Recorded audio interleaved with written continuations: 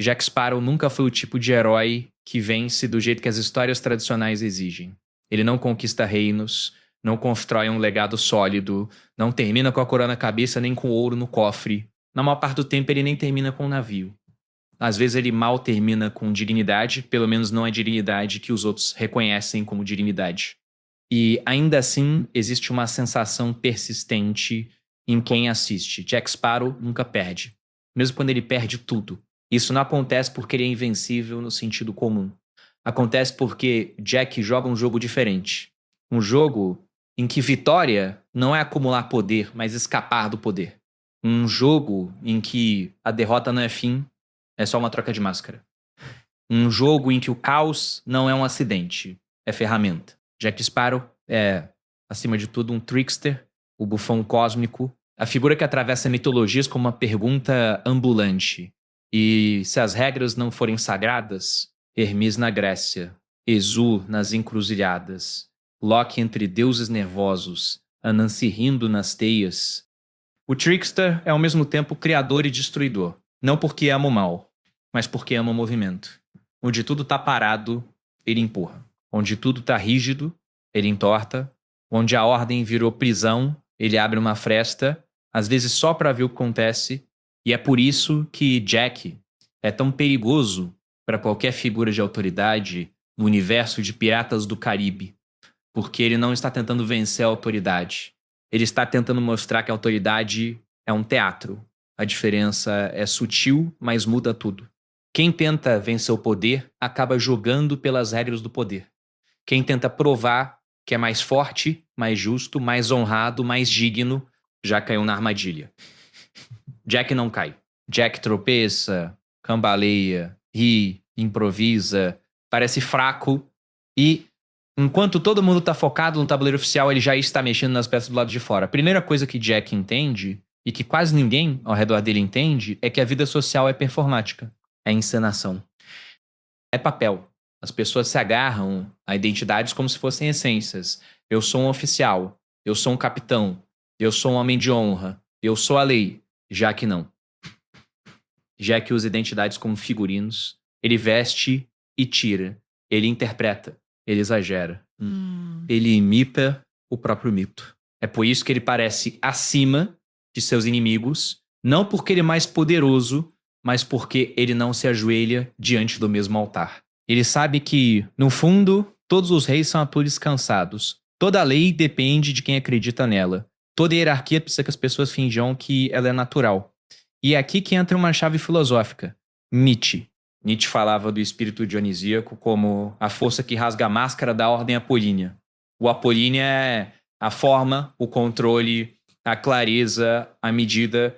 O dionisíaco é o excesso, a embriaguez, a dança, a desordem, que expõe que a vida não cabe no manual. Jack Sparrow é dionisíaco até a medula. Ele não combate a ordem com outra ordem. Ele combate a ordem mostrando que ela é frágil. Repara como ele nunca tenta ser respeitável diante das instituições. Quando está diante da marinha, ele não se humilha pedindo aceitação. Ele vira caricatura. Ele transforma a seriedade do poder em motivo de riso. E isso é uma forma de ataque porque a autoridade precisa de solenidade para sobreviver. Precisa que você fique sério, precisa que você tema, precisa que você a reconheça como inevitável. Jack oferece o oposto. Ele oferece gargalhada. E gargalhar do poder é mais corrosivo do que enfrentar o poder. Porque enfrentar confirma o poder. Gargalhar dissolve. Aqui Bakhtin ajuda a enxergar o truque. Bakhtin falava do carnavalesco como uma inversão do mundo. A festa em que hierarquias são reviradas, o alto desce, o baixo sobe, o rei vira piada. E justamente nessa degradação acontece uma espécie de regeneração social. O riso carnavalesco não é só humor, ele é político.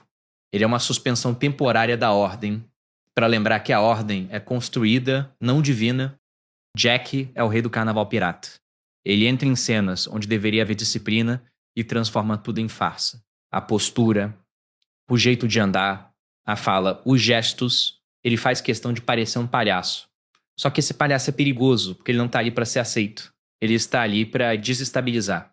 Ele cria uma atmosfera em que ninguém sabe mais quem manda de verdade, porque ele transformou o comando em piada. E agora vem o golpe mais importante. Quando você transforma a regra em piada, a regra perde o dente. Ela ainda existe, mas não hipnotiza mais. É por isso que Jack vence mesmo quando perde uma batalha. Porque perder uma batalha pressupõe que estava jogando pela vitória daquele tipo de batalha. E Jack quase sempre não está. Ele está jogando por sobrevivência, por liberdade, por movimento. Se todo mundo está lutando por um sentido definitivo, um tesouro, um cargo, uma reputação, um amor que precisa ser provado, Jack está lutando para continuar escapando da prisão definitivo. Ele não quer ser fixado. E ser fixado é o verdadeiro medo do trickster. Virar estátua. Virar personagem congelado. Virar uma única versão de si. Por isso ele muda de lado quando precisa. Por isso ele trai e depois ajuda. Por isso ele faz acordos e quebra acordos. Não por maldade gratuito, mas porque ele recusa a moral como essência. A moral dele é jogo, contexto, performance. E aqui entra Foucault. Foucault dizia que o poder não é uma coisa que alguém tem como se fosse uma moeda. Poder é relação. Poder acontece em práticas, discursos, instituições, olhares, punições, recompensas.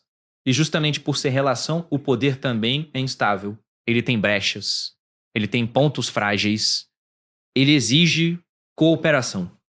Ele precisa de gente acreditando, repetindo, mantendo o ritual. Jack é a personificação da recusa em cooperar de maneira previsível. Ele percebe que o capitão, o soldado, o pirata honrado, o código, tudo isso são discursos que tentam capturar comportamentos. E ele escapa encenando.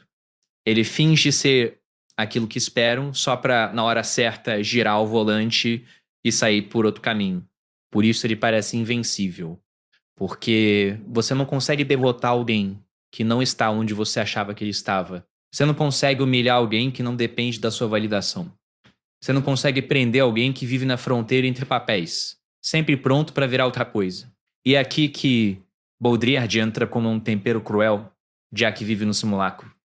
Ele entende que, no mundo dele, o que importa não é a verdade, é a imagem. Não é ter um mapa, é continuar perdido do jeito certo. Não é ser o capitão, é parecer capitão o suficiente para que o mundo reaja como se você fosse. A identidade dele é hiperreal, mais real que o real, porque é construída para funcionar. Ele é o pirata como performance impura. E num mundo onde todo mundo está agarrado a essências e regras, quem domina a performance domina o jogo. Então por que Jack nunca perde? Porque ele refinisse o que é perder. Perder, para a maioria, é não alcançar o objetivo. É ficar sem o tesouro, sem o navio, sem a honra, sem o final feliz. Para Jack, perder seria virar uma peça fixa no tabuleiro de alguém. Perder seria ser domesticado por uma moral oficial. Perder seria parar de se mover. E ele não para. Mesmo quando o navio afunda, ele encontra uma prancha.